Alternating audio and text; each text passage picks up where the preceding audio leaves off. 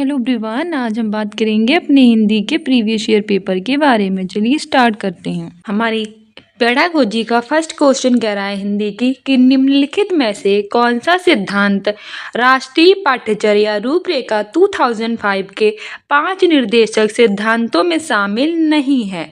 नहीं पूछा है, ठीक है, देख लेना है कि नहीं क्या पूछा है। ऑप्शन ए है कि ज्ञान को विद्यालय से बाहर के जीवन से जोड़ देना, कि हमारे अंदर जो ज्ञान होता है हम उसको क्या कर दें कि जो विद्यालय का बाहर का जीवन है उससे जोड़ दें। दूसरा है कि ये सुनिश्चित करना कि जो अधिगम हो वो रटंत अधिगम पर आधारित ना हो। बहुत अच्छी बात है कि ऐसा अधिगम नहीं होना चाहिए जो रट्टा मार कर सीखता हो, कि रटंत अधिगम पर आधारित होगा तो बच्चे नहीं सीख पाएंगे अच्छे से।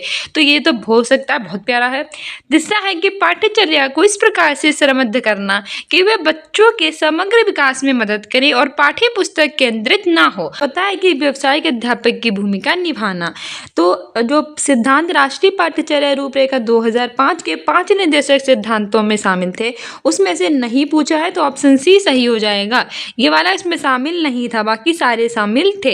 एक्सप्लेनेशंस भी है कि राष्ट्रीय पाठ्यचर्या रूपरेखा 2005 के 5 निर्देशक सिद्धांतों में पाठ्यचर्या को इस प्रकार से समृद्ध करना कि वे बच्चों के समग्र विकास में यानी बहुत अच्छे से पूरे विकास में मदद करे और पाठ्य पुस्तक केंद्रित ना हो, ये वाला शामिल नहीं है, ठीक है।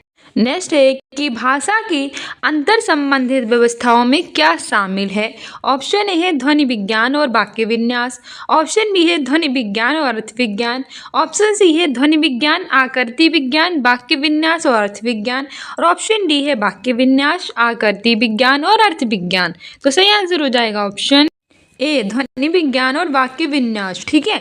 भाषा की जो अंतर संबंधित व्यवस्थाएं होती हैं उसमें ध्वनि विज्ञान और वाक्य विन्यास शामिल है, ठीक है। हमारे एक्सप्लेनेशन भी है कि भाषा की अंतर संबंधित व्यवस्थाओं में ध्वनि विज्ञान और वाक्य विन्यास शामिल है। नेक्स्ट है कि किसके द्वारा शिक्षार्थियों को व्यक्तिगत भूमिकाओं के आवंटन के बिना विशिष्ट संदर्भों में लक्ष्य भाषा के प्रयोग के अवसर दिए जाते हैं।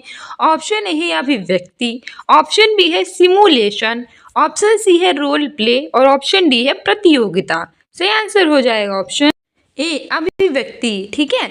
अभिव्यक्ति के द्वारा जो शिक्षार्थी होते हैं उनको व्यक्तिगत भूमिकाओं के आवंटन के बिना विशिष्ट संदर्भों में लक्ष्य भाषा के प्रयोग के अवसर दिए जाते हैं। एक्सप्लेनेशन भी है कि अभिव्यक्ति के द्वारा शिक्षार्थियों को व्यक्तिगत भूमिकाओं के आवंटन के बिना विशिष्ट संदर्भों में लक्ष्य भाषा के प्रयोग के अवसर दिए जाते हैं। नेक्स्ट है बच्चे भाषा सीखने की क्षमता के साथ पैदा होते हैं, मुख्यतः ये किसका विचार है। ऑप्शन ए है एल.एस. वाइगोत्स्की, ऑप्शन बी है इवान पेवलोव, ऑप्शन सी है नाओम चोम्स्की, ऑप्शन डी है जीन पियाजे।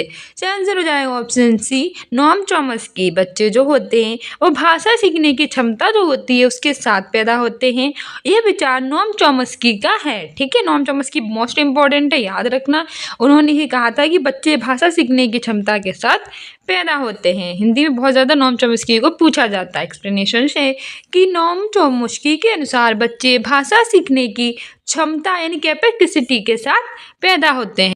नेक्स्ट है मैंने चाट खाई और फिर मैंने हंसी। शर्मिला का यह वाक्य प्रयोग मुख्यतः किस ओर संकेत करता है। ऑप्शन ए उसे व्याकरण नियमों की जानकारी नहीं है, ऑप्शन बी है नियमों का अति सामान्यीकरण, ऑप्शन सी है भाषा प्रयोग में असावधानी और ऑप्शन डी है भाषा की समझ ना होना।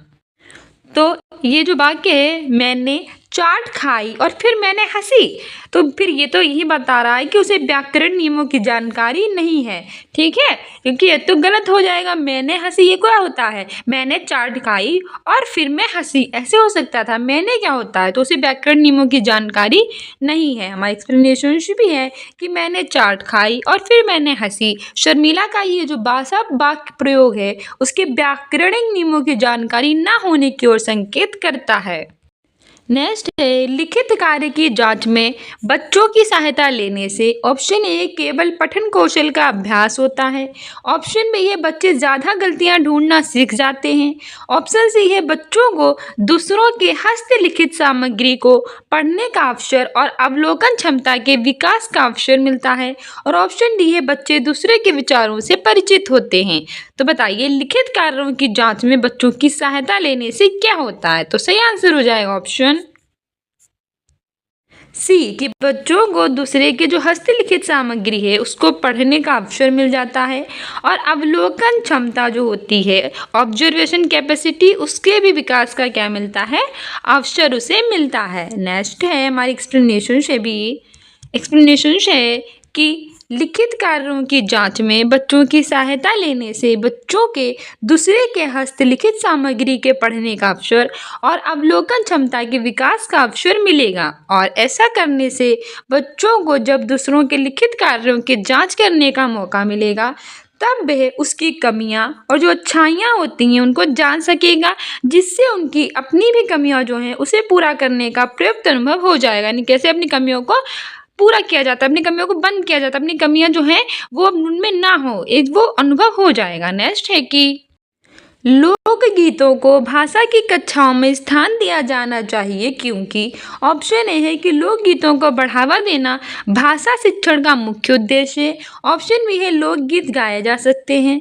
ऑप्शन सी है केवल लोकगीतों के माध्यम से पारंपरिक मूल्यों की शिक्षा दी जा सकती है और ऑप्शन डी है इससे बच्चे संस्कृतिगत विशेषताओं से परिचित होते हैं। सही आंसर हो जाएगा ऑप्शन डी कि इससे बच्चे जो होते हैं वो सांस्कृतिक विशेषताएं जो होती हैं उनसे परिचित होते हैं, इसीलिए लोकगीतों को भाषा की कक्षाओं में स्थान दिया जाना चाहिए। हमारी एक्सप्लेनेशन भी है कि बच्चों को संस्कृतिगत विशेषताओं से परिचित कराने के लिए हम जो लोकगीत हैं उनको भाषा की कक्षाओं में स्थान दे सकते हैं क्योंकि लोकगीत हमारे देश और संस्कृति के परिचायक होते हैं। नेक्स्ट है पाठ पढ़कर बच्चों से प्रश्न बनवाने से ऑप्शन ए है इस बात का पता चलता है कि बच्चे प्रश्नवाचक शब्दों से परिचित हैं या नहीं।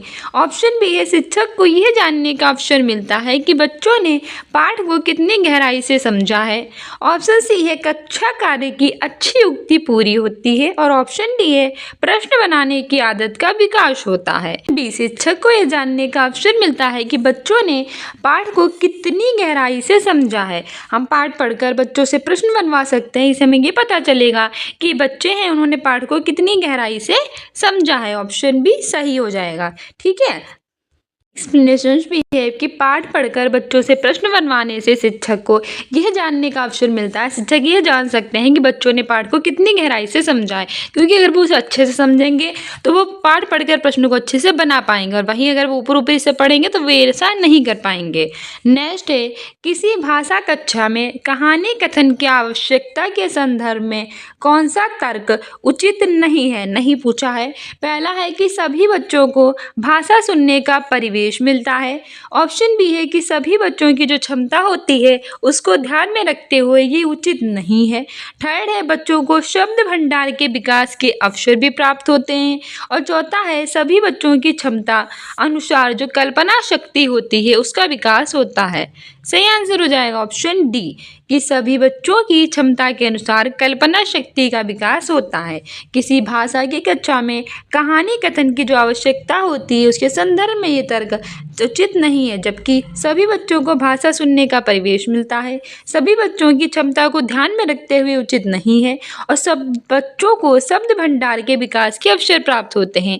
ये तीनों बातें हमारी बिल्कुल सही हैं, लेकिन हमसे नहीं पूछा था तो ऑप्शन डी सही हो जाएगा। मैं एक्सप्लेनेशन भी है कि किसी भाषा कक्षा में कहानी कथन की आवश्यकता के संदर्भ में यह कहना कि सभी बच्चों की जो क्षमता है उसके अनुसार कल्पना शक्ति का विकास होता है, ये उचित तर्क नहीं है, जबकि भाषा की कक्षा कहानी कथन से बच्चों के जो शब्द भंडार होते हैं उसमें विकास होगा तथा उन्हें भाषा सुनने के जो परिवेश हैं उनके साथ साथ उनके अवलोकन यानी ऑब्जर्वेशन करने की जो कैपेसिटी होगी उसका भी विकास होगा। नेक्स्ट है कि एल.एस. वाइगोत्स्की के अनुसार ऑप्शन ए है कि भाषा चिंतन को निर्धारित करती है। ऑप्शन बी है कि चिंतन भाषा को निर्धारित करती है। ऑप्शन सी है कि भाषा और चिंतन एक दूसरे से स्वतंत्र रूप से विकसित होते हैं और ऑप्शन डी है भाषा एक अर्जित योग्यता है। सही आंसर हो जाएगा इसमें ऑप्शन डी। एल.एस. वाइगोत्स्की के अनुसार, जो एल.एस. वाइगोत्स्की थे, इनके अनुसार भाषा कैसी है? एक अर्जित योग्यता है। वाइगोत्स्की ने जोन ऑफ प्रॉक्सिमल डेवलपमेंट की बात की है, स्केप फोल्डिंग पाड़ या ढांचे की भी बात की है, और मोर नॉलेज यानी कि अधिक जानकारी की भी बात की है। और ये भाषा एक अर्जित योग्यता है, ये भी इनके अनुसार ही है। ठीक है, याद रखना। एक्सप्लेनेशन भी है कि एल.एस. वाइगोत्स्की के अनुसार जो भाषा होती है, जो लैंग्वेज होती है, वह एक अर्जित योग्यता होती है, यानी अर्जित करने वाली योग्यता है। वाइगोत्स्की एक मनोवैज्ञानिक थे और उसने बालकों के जो सामाजिक विकास होता है उससे संबंधित सिद्धांत का भी प्रतिपादन किया था, जिससे बताया कि बालक के विकास में समाज का क्या योगदान होता है और किस प्रकार से उसमें परिवर्तन आते हैं। यानी जो वाइगोत्स्की थे वो इस रूस के थे और उन्होंने क्या कहा था कि उन्होंने कहा था कि बच्चों के किस तरह से समाज से परिवर्तन होता है, कैसे क्या होता है, सब कुछ उन्होंने बताया था, कैसे इतना योगदान दिया जाता है, समाज के विकास से संबंधित योगदान था। वे कहते थे कि भाषा के शिक्षण के संदर्भ में केवल भाषा की जो शुद्धता है उस पर ही अधिक बल नहीं चाहिए, बल दिया जाए तो ये तो सही नहीं है, जबकि भाषा को अर्जित करना और भाषा को अधिगम करना, इन दोनों में अंतर होता है। क्योंकि भाषा अर्जित करने से तात्पर्य होता है कि हमने क्या सीखा है, और भाषा अधिगम से तात्पर्य होता है कि हम क्या सीख रहे हैं। हमारा भाषा परिवेश जितना संबद्ध और विस्तृत होता है उतना ही हमें भाषा सीखने में क्या होती है? सरलता होती है। नेक्स्ट है कि भाषा शिक्षण के संदर्भ में कौन सा कथन सही नहीं है? ऑप्शन ए है कि भाषा अर्जन और भाषा अधिगम में अंतर होता है। ये तो बिल्कुल भाई सही बात है कि भाषा सीखते हैं और भाषा अर्जित करते हैं, दोनों में अंतर है, लेकिन हमसे नहीं पूछा है। नेक्स्ट है कि भाषा शिक्षण में केवल भाषाई शुद्धता पर ही अधिक बल रहता है। तीसरा है कि भाषा सीखने में अन्य विषयों को अध्ययन अध्यापन सहायक होता है। और चौथा है कि श्रमद्ध भाषा परिवेश भाषा को अर्जित करने में सहायक होता है। तो सही आंसर हो जाएगा ऑप्शन बी कि भाषा शिक्षण में केवल भाषा की शुद्धता पर ही अधिक बल रहता है। ये भाषा शिक्षण के संदर्भ में कथन सही नहीं है, यानी कि गलत है। जबकि भाषा अर्जित और भाषा अधिगम करने में अंतर होता है, ये सही है। भाषा सीखने में जो अन्य विषय होते हैं उनका अध्ययन अध्यापन सहायक होता है, ये भी सही है। श्रमद्ध भाषा परिवेश भाषा को अर्जित करने में सहायता करता है, ये भी सही है। लेकिन भाषा शिक्षण में केवल और केवल भाषा की शुद्धता पर बल दिया जाता है, ये सही नहीं है, गलत है और नहीं हमसे पूछा था, इसीलिए सही हो जाएगा। एक्सप्लेनेशंस भी है कि भाषा शिक्षण के संदर्भ में भाषा शिक्षण में केवल भाषा की सुंदरता पर ही बल रहता है, ये कथन सही नहीं है, बल्कि भाषा के अधिगम के साथ साथ अन्य विषयों के अध्ययन अध्यापन में सहायक होता है। नेक्स्ट है कि एक बहुसांस्कृतिक पृष्ठभूमि वाली कक्षा में भाषा सीखने के बारे में कौन सा विचार उचित है? ऑप्शन ए है कि अधिकाधिक पुस्तकों का निर्माण किया जाए। ऑप्शन बी है भाषा सिखाने के लिए व्याकरणिक नियमों का और अधिकाधिक प्रयोग होना चाहिए। ऑप्शन सी है भाषा परिवेश का निर्माण किया जाए ताकि भाषा को अर्जित करने की सहज स्थिति बन सके। और ऑप्शन डी है कि बच्चों में भाषा सीखने की क्षमता बलपूर्वक विकसित करनी होती है। नहीं भैया, बलपूर्वक होगा नहीं और निर्माण किया जाए भाषा से, तो हमारा सबसे अच्छा हो जाएगा इसमें ऑप्शन सी, भाषा परिवेश का निर्माण किया जाए ताकि भाषा को अर्जित करने की सहज स्थिति बन सके। ठीक है, अधिकाधिक पुस्तकों का निर्माण करें, सिर्फ व्याकरणिक नियमों की जानकारी दें और इसमें बल का प्रयोग करें, तो ये सब गलत हो जाएगा। ये जो है बलपूर्वक है, ये निगेटिव में जाएगा। व्याकरणिक नियम है, अधिकाधिक पुस्तकें, ये सब निगेटिव में जाएंगे। हमें तो पॉजिटिव पूछना है ना, क्योंकि बहुसांस्कृतिक पृष्ठभूमि वाली कक्षा में हम क्या सोच सकते हैं कि इसमें हम भाषा परिवेश का निर्माण किया जाए ताकि भाषा को अर्जित करने की क्या बन सके? सहज स्थिति बन सके। ऑप्शन सी सही हो जाएगा। एक्सप्लेनेशन भी है कि एक बहुसांस्कृतिक पृष्ठभूमि वाली कक्षा में भाषा सीखने के लिए भाषा के परिवेश का निर्माण किया जाए ताकि भाषा को अर्जित करने की सहज स्थिति बन सके। क्योंकि जब तक बच्चों को भाषा सीखने का समुचित वातावरण यानी बहुत अच्छा वातावरण नहीं मिलेगा, तब तक भाषा सीखने की सहज स्थिति नहीं बन सकती। नेक्स्ट है कि श्वलिन विकार यानी कि ऑटिस्टिक डिसऑर्डर में बच्चा, ऑप्शन ए है कि अपने हाथ पैर हिलाने में कठिनाई का अनुभव करता है। ऑप्शन बी है सामाजिक अंतःक्रिया और संप्रेषण में कठिनाई अनुभव करता है। ऑप्शन सी है अक्सर खाने से मना करता है। और ऑप्शन डी है अपने ही कार्यों में लीन रहता है। सही आंसर हो जाएगा ऑप्शन बी, सामाजिक अंतःक्रिया और संप्रेषण में कठिनाई अनुभव करता है। जो श्वलिन विकार ऑटिस्टिक डिसऑर्डर में बच्चा यही अंतःक्रिया और संप्रेषण में जो कठिनाई होती है उसका वो अनुभव करता है। हमारे एक्सप्लेनेशंस भी है कि शोवलिन विकार यानी कि ऑटिस्टिक डिसऑर्डर में बच्चा समाज की अंतःक्रिया और संप्रेषण में कठिनाई अनुभव करता है। नेक्स्ट है भाषा शिक्षण का जो संप्रेषणात्मक उपागम है। ऑप्शन ए है कि भाषा की संरचनाओं की जानकारी पर बल देता है। ऑप्शन बी है संदर्भ में भाषा प्रयोग की कुशलता पर बल देता है। ऑप्शन सी है मातृभाषा प्रयोग का निषेध करता है और ऑप्शन डी है बोलना कौशल पर बल देता है। सही आंसर हो जाएगा ऑप्शन बी, संदर्भ में भाषा प्रयोग की कुशलता पर बल देता है। भाषा शिक्षण का संप्रेषणात्मक उपागम एक्सप्लेनेशन भी है कि भाषा शिक्षण के संप्रेषणात्मक उपागम संदर्भ में भाषा प्रयोगों की कुशलता पर बल देना भाषा शिक्षण का संप्रेषणात्मक उपागम है। नेक्स्ट है भाषा शिक्षण की कौन सी विधि मातृभाषा को मध्यस्थ बनाए बिना दूसरी भाषा को सिखाने पर बल देती है।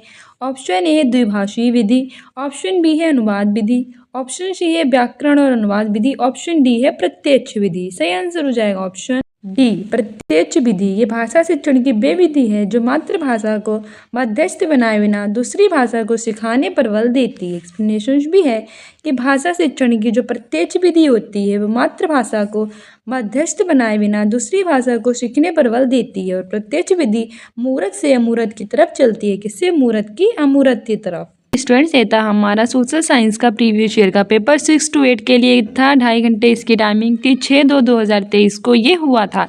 ठीक है, 6 to 8 है।